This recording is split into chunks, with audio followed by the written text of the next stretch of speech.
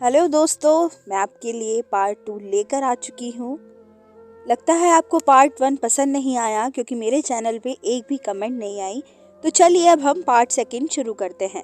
रवीना की सास पर रवीना चिल्ला के चढ़ जाती है और कहती है कि मैंने आपके बेटे से शादी जो सोच कर की थी वो नहीं निकला। वह तो मेरे ज़हनो गुमान में भी नहीं था, इसलिए मुझे तुम पर बहुत गुस्सा है। कम से कम तुम मुझे अपने बेटे के बारे में बता ही देती।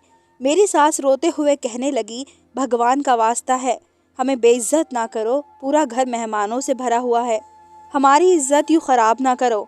उनकी इस तरह की बातें सुनकर मैं चुपचाप उठकर दरवाज़ा खोलने लगी। मैंने ही शादी के लिए हाँ की थी और अब मुझे ही भुगतना था। मेरी सास मुझे देखते ही कहने लगी कि ऐसा कुछ नहीं है जैसा तुम समझ रही हो, मेरा बेटा बिल्कुल ठीक है। मैंने गुस्से से कहा, अब तो आप यही कहेंगी ना। मैंने शादी से पहले अपनी सास के सामने शर्त रखी थी कि वह मेरे खानदान को एक घर लेकर देंगी और उन्होंने मेरी शर्त मान ली थी। अब जब मैंने खुद सौदेबाजी की थी तो मैं अपने हक के लिए खड़ी भी नहीं हो सकती थी। मैंने अपनी किस्मत को कोसते हुए वापस दरवाजे को बंद कर लिया और जैसे ही बेड की तरफ देखा तो कमरे के दूसरे दरवाजे से दाखिल होकर मनीष चुपचाप बेड पर बैठा हुआ था। अगर कोई उसे यूं देख लेता तो उसकी खूबसूरती पर कोई भी अपनी बेटी के लिए अपना घर तक कुर्बान कर देता, मगर उसे भी पता नहीं चल पाता कि वह असल में कौन है। मैं भी उसकी शक्ल सूरत से ही तो प्रभावित हुई थी। अब कुछ नहीं हो सकता था। मैं बेड के किनारे पर जाकर बैठ गई। उसने मुझे अपनी तरफ करके कहा, तुम भी मुझे छोड़ जाओगी ना, जैसे सब छोड़ जाते हैं। अब की बार उसकी आवाज़ बड़ी अलग थी, खूबसूरत और मर्दाना, लेकिन मैं जानती थी कि उसकी असल हकीकत नहीं है वो। हम बिना सोचे समझे जिस अंदाज में बात करने के आदी होते हैं वह हमारी हकीकत होती है। उसकी भी वही हकीकत थी, लड़कियों की तरह हरकतें और बातें और नज़ाकत में। मैं उसे क्या बताती कि मैं चाहते हुए भी उसे छोड़ नहीं सकती थी। मैं बड़े दावे करके उसकी ज़िंदगी में शामिल हुई थी। मैंने शादी नहीं, एक जुआ खेला था जिसमें हार सरासर मेरी थी। अपने घर वालों को तो मैं अच्छी ज़िंदगी दे चुकी थी, अब मेरा पता नहीं क्या होना था। मैं उसे जवाब दिए बगैर एक तरफ सिमट कर सो गई। रात को ख्वाब में भी यही आता रहा कि मेरा हर तरफ मजाक बन रहा है कि मैंने किससे शादी कर ली है। सुबह उठी तो वह मुझसे भी पहले ही उठ चुका था।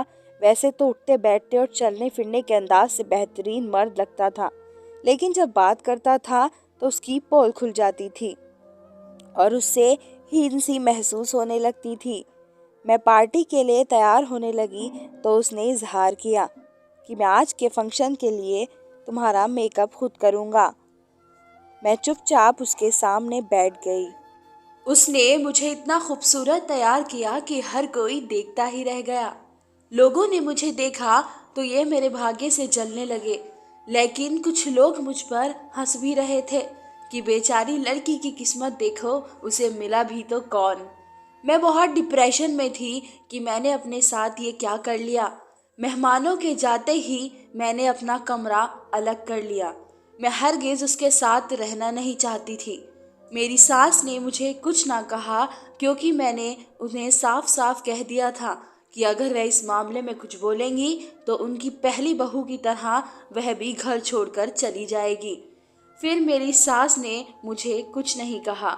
मैं अपनी मर्जी से सोती जागती थी और मेरी हर मुमकिन कोशिश होती थी उस किन्नर बेटे की शक्ल तक ना देख सकूं।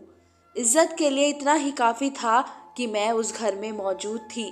मेरी दो नंदे थी, उन्होंने भी मुझसे बात करने और समझाने की बहुत कोशिश की और आखिर मायूस होकर वह अपने घरों को वापस चली गई। एक दिन मैं किचन में अपने लिए खाना लेने गई तो अपनी सास के कमरे के सामने से गुजरते हुए मुझे अपना नाम सुनाई दिया। तो मैं ठिठक कर रुक गई और कान लगाकर सुनने लगी। मेरे सास और अपने बेटे यानी मेरे पति से कह रही थी कि तुम रवीना को सच सच बता दो, और वह इनकार कर रहा था कि नहीं, अगर उसको बताया तो वह यकीन नहीं करेगी और मुझे छोड़कर चली जाएगी। मैं हैरत से सोचने लगी कि इन लोगों ने अभी भी मुझसे कुछ छुपाया हुआ था। मैं और सुनने की कोशिश कर रही थी, मगर अब वह चुप हो गए थे।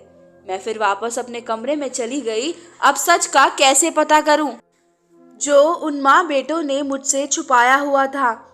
उसके लिए मुझे अपने पति के कमरे में रहना पड़ा था ताकि मुझे सच्चाई का पता चल सके कि वह क्या करता है। मैंने अपना सामान उठाया और पति के कमरे में शिफ्ट हो गई। उसे मैंने सख्ती से ये कह दिया कि मुझसे दूर रहे। एक दिन वह फोन पर किसी से बात कर रहा था कि मैं 10 मिनट में आता हूँ। वह घर से निकला तो मैं भी उसके पीछे निकल खड़ी हुई कि अब वह कहाँ जाता है। वह एक प्राइवेट क्लिनिक में दाखिल हुआ था जिसके दरवाजे पर लिखा था कि मर्दाना मर्ज का इलाज किया जाता है। मैं सोचते हुए हैरान भी कि वहाँ के सिलसिले में आया है। फिर सोचा कि मर्द होगा तो यहाँ मर्दाना मर्ज का इलाज कराने ही आएगा ना, और वापस आ गई। कुछ दिनों बाद मेरी छोटी ननद के यहाँ बेटा हुआ तो उसने एक पार्टी रखी और हम सब घर वालों को भी बुलाया। मैं जाना तो नहीं चाहती थी मगर अपनी मम्मी के मजबूर करने पर चली गई। मम्मी ने कहा कि शादी की है तो निभाना भी सीखो। अब जैसा है जो है तुम्हारा पति है, उसकी इज्जत और कद्र करो। मैं मम्मी की वजह से उसके साथ अपनी ननद के बेटा होने की खुशी में आ गई। वहाँ मुझे वही स्कूल वाली टीचर मिली। उसने जब मुझे मनीष के साथ देखा तो भरी महफिल में मुझे बेइज्जत करने लगी कि आखिर तुमने स्किन्नर से शादी कर ही ली, तुम वैसे इसी के काबिल थी। मैं उसकी बातें और अपनी बेइज्जती बर्दाश्त नहीं कर सकी और भागते हुए घर वापस आ गई। मैं रोते हुए कमरे में आ गई। वह भी मेरे पीछे पीछे कमरे में आ गया और मुझे चुप कराने लगा। मैंने उसे तड़प कर कहा, ये सब तुम्हारी वजह से हो रहा है, तुम मेरे दर्द का अंदाज़ा नहीं कर सकते। मैं उदास होकर कहने लगी कि तुम मुझसे ज़्यादा दुखी नहीं हो सकते, ना ही तुमने मुझसे ज़्यादा दर्द उठाया होगा। मैंने अपना रोना भूलकर उससे पूछा कि इस बात का क्या मतलब। तो कहने लगा, आज मैं तुम्हें सब सच बताता हूँ कि मैं कौन था और क्या हूँ। मुझे वह अपनी कहानी सुनाने लगा।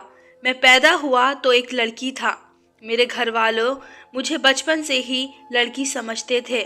उन्होंने मुझे लड़कियों के ही कपड़े पहनाने शुरू किए और लड़की के तौर पर ही मुझसे व्यवहार रखा। मैं भी खुद को एक लड़की ही समझ रहा था। लड़कियों के स्कूल में जाता था। मेरी सारी सहेलियां भी लड़कियां ही थी। मैंने 14-15 साल एक लड़की बनकर गुजारा, लेकिन फिर अचानक मुझ में बदलाव आना शुरू हो गया। मेरी आवाज़ भारी और चेहरे पर मूंछ दाढ़ी निकलना शुरू हो गई। मैं बहुत परेशान हो गया। मेरे घर वालों के लिए यह हालात बहुत परेशान करने वाले थे और आखिर में परेशान होकर मेरे घर वाले मुझे एक जाने माने डॉक्टर के पास लेकर गए। तो डॉक्टर ने अजीब सी बात की। डॉक्टर कहने लगे कि मैं एक लड़की नहीं बल्कि एक लड़का हूँ। डॉक्टर के मुताबिक ऐसे केस दुनिया में लाखों करोड़ों में बहुत कम होते हैं कि लड़की से ऑपरेशन करके कोई लड़का या लड़के से लड़की बन जाए। डॉक्टर ने मेरा अच्छे से चेकअप किया। उसने मेरा ऑपरेशन किया और यूं मैं एक लड़की से लड़के में बदल गया। मेरे लिए ये बहुत मुश्किल वक्त था जो मैंने काटा। हर तरफ मेरा मजाक बनने लगा। मेरे दोस्तों यहाँ तक के रिश्तेदारों तक ने मेरा साथ छोड़ दिया था। मेरी वजह से मेरे माँ बाप शहर छोड़कर यहाँ इस शहर आ गए। मैं कोई किन्नर या तीसरे जेंडर का नहीं हूँ। वह 14-15 साल जो मैंने एक लड़की बनकर गुजारे, बस उसी का असर मेरे अंदर बाकी रह गया, जिसकी वजह से कुछ हार्मोन्स का मसला हो गया। डॉक्टर का कहना था कि मेरी शादी हो जाएगी तो आहिस्ता आहिस्ता मैं ठीक हो जाऊंगा। अपने पति की कहानी सुनकर मेरी आंखों में भी आंसू आ गए। वाकई उसकी आजमाइश मेरे दर्द और परेशानी से कहीं बड़ी थी।